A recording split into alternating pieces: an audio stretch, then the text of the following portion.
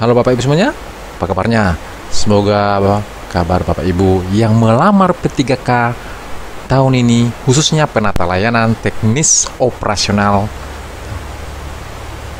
semoga kabarnya sehat-sehat. Kali ini saya bawakan soal-soal khusus untuk penata layanan teknis operasional dan pembahasannya bagian yang pertama. Kita langsung aja ke soal yang pertama.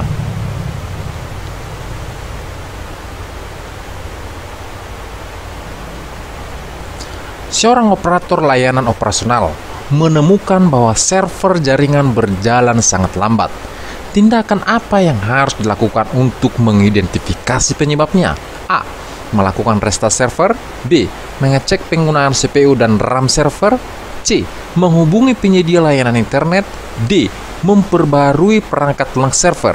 E. Memeriksa kabel jaringan.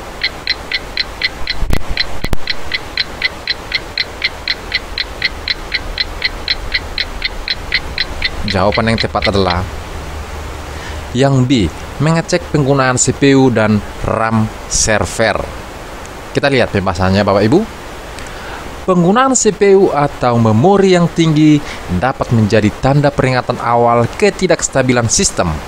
Pemantauan penggunaan CPU atau memori yang tinggi memungkinkan seorang operator untuk merespon secara proaktif dengan mengurangi beban, menyesuaikan alur kerja, atau memulai ulang layanan sebelum kegagalan terjadi.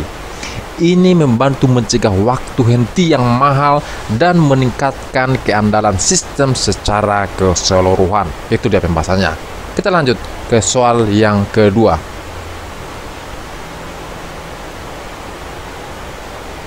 Seorang operator layanan operasional perlu memastikan bahwa sistem berjalan optimal setelah pembaruan perangkat lunak besar. Apa yang harus diperiksa terlebih dahulu? Apakah A. Kinerja CPU? B. Ketersediaan memori? C. Kondisi jaringan? D. Respon aplikasi? E. Kompatibilitas perangkat lunak.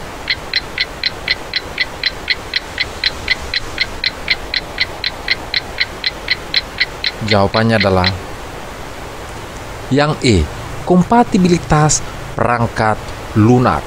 Kita lihat pembahasannya. Kompatibilitas perangkat lunak adalah kemampuan untuk menjalankan aplikasi yang dibuat untuk versi atau sistem operasi yang berbeda.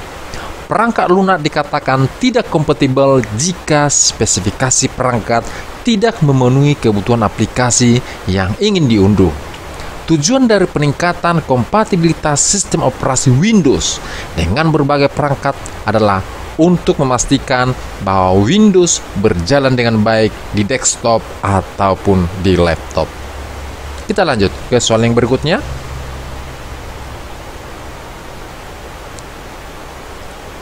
Sebagai operator layanan operasional, pemahaman dan penerapan nilai-nilai administratif sangat penting dalam menjalankan tugas sehari-hari.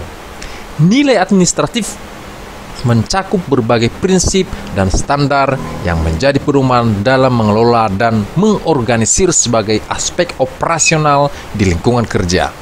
Dengan menerapkan nilai-nilai administratif tersebut dapat berkomitmen untuk mendukung terciptanya lingkungan kerja yang produktif, teratur, dan terpercaya. Sebagai operator layanan operasional, nilai-nilai ini menjadi dasar dalam setiap langkah dan keputusan yang diambil guna mendukung tercapainya tujuan instansi secara keseluruhan. Pernyataan yang tepat mengenai nilai administratif adalah A. Nilai yang diberikan kepada pemberi arsip. B. Nilai yang dimiliki arsip dari pencipta arsip. C. Nilai penuh dalam kegiatan administratif. D. Nilai sementara pada sebuah arsip. E. Nilai ekonomis arsip itu sendiri.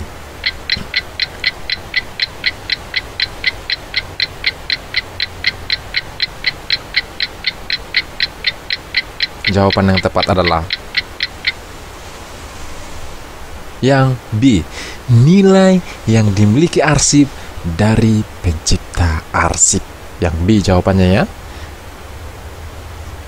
Kita lihat pembahasannya. Arsip memiliki nilai guna primer dan sekunder.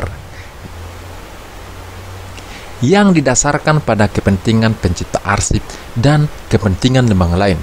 Nilai guna primer, nilai guna arsip yang didasarkan pada kepentingan pencipta arsip, seperti instansi atau lembaga yang mengeluarkan arsip. Nilai guna primer mencakup nilai guna administratif, hukum, fiskal atau keuangan, ilmiah, dan teknologi.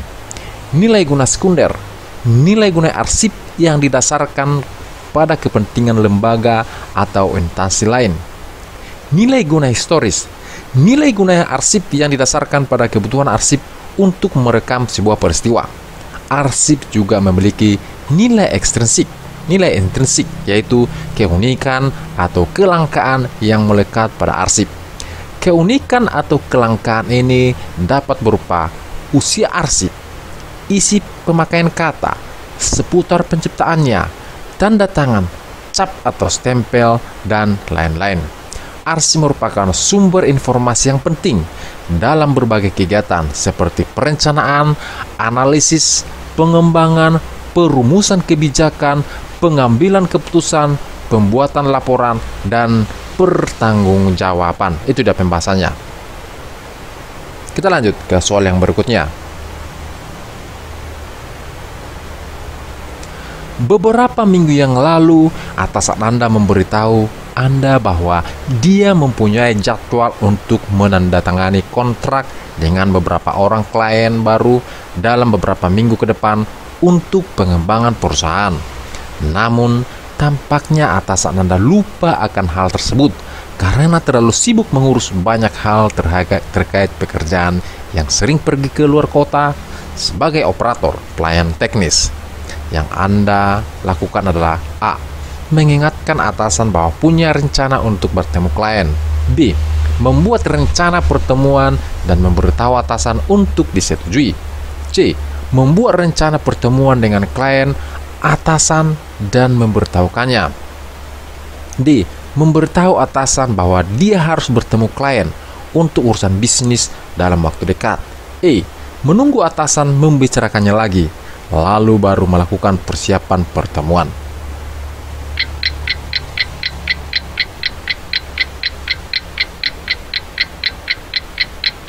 Jawabannya adalah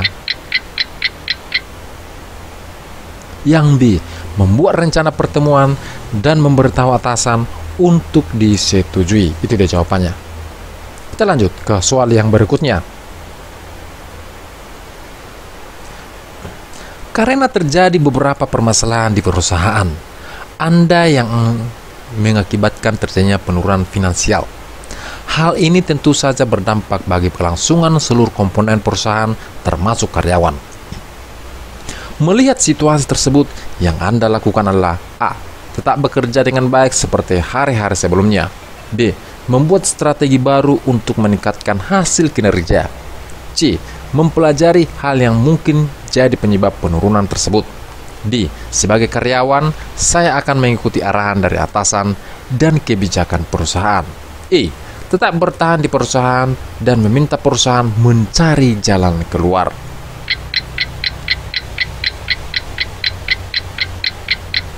Jawabannya adalah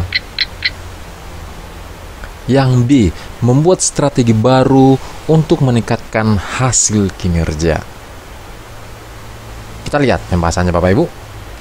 Ada beberapa strategi yang dapat dilakukan untuk meningkatkan kinerja, baik untuk karyawan maupun perusahaan. Komunikasi yang baik. Pemimpin harus mampu berkomunikasi dengan jelas, terbuka, konsisten. Komunikasi yang efektif dapat meningkatkan pemahaman antara pemimpin dan anggota lain. Pelatihan dan pengembangan. Memberikan pelatihan, sumber daya, dan kesempatan untuk pengembangan karir dapat membantu anggota tim meningkatkan keterampilan mereka. Reward dan pengakuan. Memberikan reward akan membuat karyawan merasa dihargai atas kerja kerasnya. Evaluasi kerja secara berkala.